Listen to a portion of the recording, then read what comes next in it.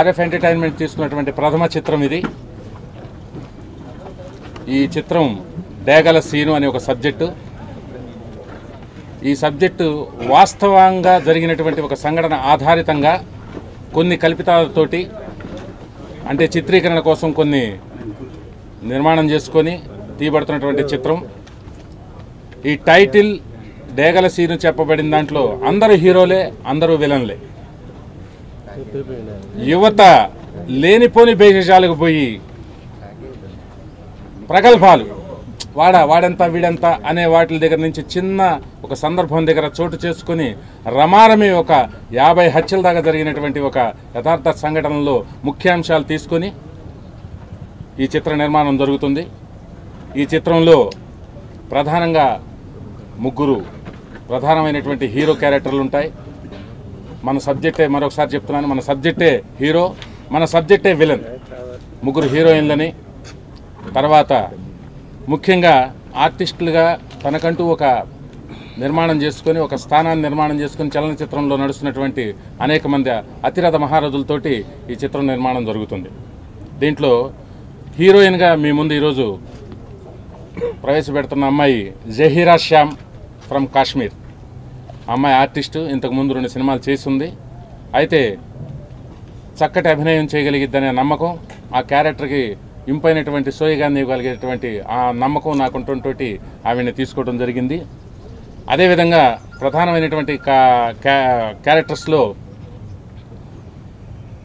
మన దిల్ రమేష్ గారిని, వినోద్ గారిని, సీనియర్ నటులు వినోద్ గారిని, నెక్స్ట్ మన రాజేంద్ర గారిని, బిహెచ్ఎల్ ప్రసాద్ గారిని, మీ అందరికీ తెలుసు విల్సన్గా అనేక సంవత్సరాలుగా ప్రజల మనసుల్లో నిలబడిపోయినటువంటి ఆర్టిస్ట్ మన ప్రసాద్ గారిని, అదేవిధంగా మన మహేష్ ఖన్నా గారు. వీరు వచ్చేసేమో ఇంతకుముందు ఒక చిత్రానికి ప్రొడక్షన్ చేశారు, నటించారు. నేనేం మెసేజ్ ఇవ్వబోట్లేదు సినిమా ద్వారా, కానీ ఒక చిన్న మెసేజ్ మాత్రం ఖచ్చితంగా ఉంటుంది. ఎందుకంటే 30 సంవత్సరాలుగా ఆర్టిస్ట్గా ఉన్న నేను, థియేటర్ ఆర్టిస్ట్గా ఉన్న నేను, తీసే దాంట్లో సమాజానికి ఎక్కడ హాని కలిగే విధంగా తీయను. కానీ అయితే పెద్దగా సూక్తులు చెప్పేంత స్థాయి కూడా నాకు లేదు. జరిగిన యథార్థ సంఘటన, దాంట్లో జరిగిన లోటుపాట్లు, ఆ లోటుపాట్లపై జరిగేటువంటి విశ్లేషణ, ఆ విశ్లేషణలో మనం తీసుకోవాల్సిన నిర్ణయం సమాధానం కరెక్ట్ అయిందైతే మన జీవితం ప్రశాంతంగా ఉంటుంది. లేకపోతే ఏం జరుగుతుంది అనే ఒక సందర్భమే ఈ చిత్రం. ఈ చిత్రానికి సంబంధించి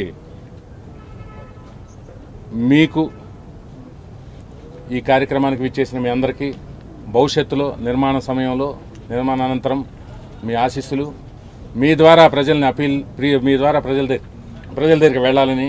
క్లాపు మన సాగర్ గారు, స్విచ్ ఆన్ వచ్చేసి మన బాబు మోహన్ గారు, డైరెక్షన్ వచ్చేసి సముద్ర గారు చేయటం జరిగింది. ఇది ఫస్ట్ షాట్, ముహూర్తం కోసం ఆ షాట్ చేయటం జరిగింది. ఆ దేవుడు మా ఎందు దయ ఉంచి ఈ ప్రాజెక్ట్ని నిర్విఘ్నంగా నడుపుతారని కోరుకుంటూ, ఇది 2 షెడ్యూల్స్గా ఈ సినిమా చిత్రం నిర్మాణం అవుతుంది. 30, ఒక 40, 30, ఒక 10 రోజుల పాటలు, అంటే 60, ఒక 70 రోజుల దగ్గర సుమారు 80 రోజులు మా షెడ్యూల్ జరుగుతుంది. ఇక్కడి నుంచి ఒక 20 రోజుల తర్వాత గుంటూరులో చిత్రం ప్రారంభమవుతుంది. గుంటూరు, విజయవాడ, ఒంగోలు, సత్తెనపల్లి, నరసరావుపేట యథార్థంగా జరిగినటువంటి ఆ సంఘటన జరిగిన ప్రాంతాల్లోనే మ్యాక్సిమం కవర్ చేయడానికి ప్రయత్నం చేస్తున్నాం. అయితే ఎక్కడ వైషమ్యాలు రాకుండా ఉండటం కోసం కొంచెం చేంజ్ ఆఫ్ లొకేషన్స్ జరుగుతుంది. అదేవిధంగా పాటలు వచ్చేసి దీని తర్వాత పాటలు కూడా నేను ఎక్కడ కూడా బయటకు పెట్టలేదు, లోకల్గానే చేస్తున్నాను. విత్ ఇన్ ఆంధ్ర అండ్ తెలంగాణలోనే జరుగుతుంది. మ్యాక్సిమం కొంచెం కర్ణాటకలో చేయటం జరుగుతుంది. I would like to say thanks my director गारो, आपने मुझे इतना अच्छा चांस दिया, so thank you so much sir. और बहुत जल्द हम शूटिंग स्टार्ट करने वाले हैं, जैसा कि सर ने आपको बताया ही है. तो मिलेंगे बहुत जल्दी, अपनी फिल्म लेकर आएंगे. I'm sure हम बहुत अच्छा करेंगे, अपनी तरफ से तो पूरी कोशिश करेंगे. और रही बात डायरेक्टर सर की, तो ही इज़ बेस्ट.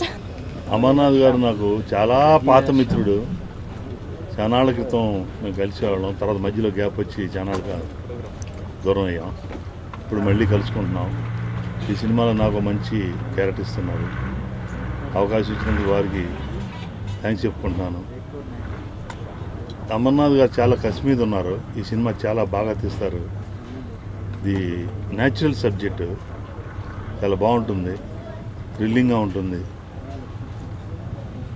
పత్రికా విలేకరుల్లో ఈ సినిమాని కొంచెం ఎంకరేజ్ చేసి కొంచెం బాగా పబ్లిసిటీ చేసి అమర్నాథ్ గారికి మంచి భవిష్యత్తు కలిగేటట్టు మీరు అందరూ కోఆపరేట్ చేయాలని మనస్ఫూర్తిగా కోరుకుంటున్నాను.